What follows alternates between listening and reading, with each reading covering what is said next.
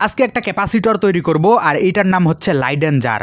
সবার আগে একটা প্লাস্টিকের বোতলের মধ্যে পানি দিয়ে দিলাম, এরপরে একটু লবণ দিয়ে ভালোমতো মিক্স করে নিব।